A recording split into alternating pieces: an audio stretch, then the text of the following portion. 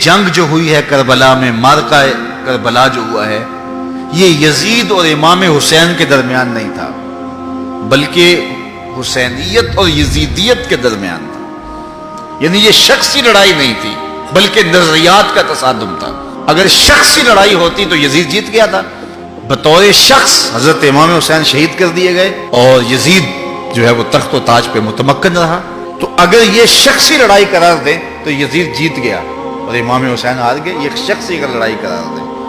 اور اگر یہ لڑائی نظریات کی قرار دیں، اور جو حقیقت میں نظریات کی لڑائی ہے، تو یزیدیت ہار گئی اور حسینیت زندہ باد ہو گئی۔ یزیدیت کا جنازہ نکل گیا۔ وہ تخت و تاج جس کے لیے یزید نے اتنا کچھ کیا تھا، اس کے اپنے بیٹے نے اس پہ تخت پہ تھوکا۔ یزید کا بیٹا معاویہ بن یزید جب تخت نشین ہوا ہے تو وہ گھر سے باہر 6 ماہ نہیں نکلا، اس کا جنازہ ہی نکلا۔ تو لوگوں نے کہا آئیے نا تخت پہ بیٹھیے، کہا میں اس تخت پہ نہیں بیٹھنا چاہتا جس سے آل پیغمبر کے خون کی بو آ رہی ہے، میں نہیں اس تخت پہ بیٹھنا چاہتا۔ اور پھر اس کا تخت سمٹ گیا، اس کا نام مٹ گیا، کلنج کے مرض سے تڑپتا ہوا مرا اور انتہائی ذلت کی موت مرا، رسوا ہو گیا، اس کا نام بھی باقی نہیں ہے۔ میں گزشتہ برس کربلا میں حاضر ہوا تو حضرت امام حسین کا چمکتا ہوا روضہ نور دیکھا۔ وہ لمحے بڑے دردناک تھے جب ہم کربلا میں پہنچے اور رات کا موقع تھا، تو ہمارے ڈرائیور نے کہا کہ یہ نہر فرات ہے، وہ نہر فرات جو چمکتی رہی اور جس کی لہریں اچھلتی رہیں، اور کربلا کا یہ مقدس قافلہ پیاسا رہا۔ تو عجیب قلب کے اندر کیفیات کا ایک جہان تھا۔ یہ تو امام حسین کا روضہ ہے نا، لیکن یزید کا نشان نہیں ملا۔ میں نے تاریخ کی کتب میں ڈھونڈا کہ یزید کی قبر کہاں ہے، تو مجھے تاریخ نے بتایا مزبلہ دمشق، دمشق کے اندر کوئی جگہ ہے جہاں لوگ کوڑا پھینکتے ہیں، تو اس کوڑے کے نیچے کہیں یزید کی قبر ہے۔ نشان بھی نہیں ہے کہاں ہے، لیکن اتنا پتا ہے اس روڑی کے نیچے یزید کی قبر ہے۔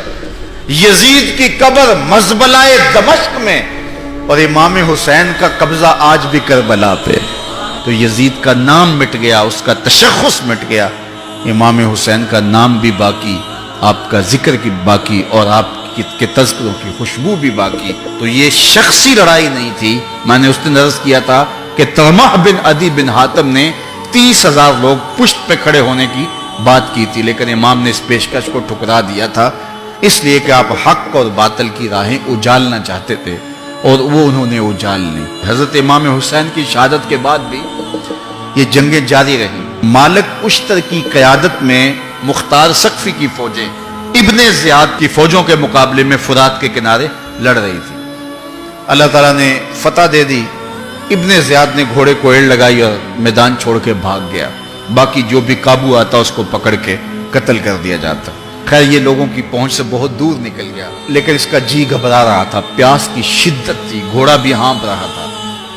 تو یہ چلتے چلتے صحرا میں گیا تو وہاں اس نے دیکھا کہ ایک خیمہ ہے، تو سوچا کہ میں چلتے چلتے ان سے پانی کا گھونٹ مانگ لوں تاکہ اپنے جگر کی پیاس تو بجھا سکوں۔ تو اس نے گھوڑا کھڑا کیا اور ہانپتا ہوا اس نے پردہ اٹھایا، دیکھا تو خیمے میں امام زین العابدین قرآن کی تلاوت کر رہے تھے۔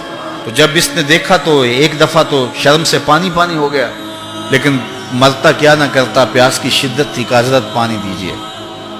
امام زین العابدین نے دیکھا اور پھر گھڑے سے کٹورا بھرا اور اس کے ہاتھ میں تھمایا، سمجھا کہ حضرت نے مجھے پہچانا نہیں، پانی پی لیا، شدت کی پیاس تھی، پھر مانگا، آپ نے پھر دیا، تیسری مرتبہ پھر مانگا، آپ نے پھر دیا۔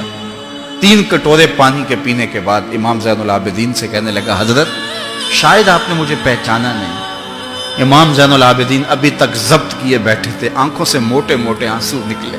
کہا بدبخت تجھے نہیں جانتا جس نے میرا خاندان اجاڑ دیا، 6 ماہ کے بچے بھی نہ چھوڑے، جس نے مخدرات کو اونٹوں پہ بٹھایا، کیا تجھے نہیں جانتا جس نے خاندان نبوت اجاڑ دیا؟ تو کہا حضرت اگر جانتے ہیں تو میرے ساتھ یہ سلوک کیا کیا؟ کہا ایک دن ہم مہمان بن کے تمہارے گھر آئے تھے، جو تم نے کیا وہ تمہارے خاندان کی ریت تھی، آج مہمان بن کے ہمارے دروازے پہ تم کھڑے ہو، جو ہم کر رہے ہیں ہمارے خاندان کی ریت ہے۔ تو یہ شخصی لڑائی نہیں تھی، یہ نظریات کا تصادم تھا، تو امام حسین رضی اللہ تعالیٰ عنہ جو چاہتے تھے وہ ہوا، حق اور باطل کی سرحدیں بالکل واضح ہو گئیں، نہ یزید کا وہ ستم رہا، نہ زیاد کی رہی وہ جفا، رہا تو نام حسین جسے زندہ رکھتی ہے کربلا۔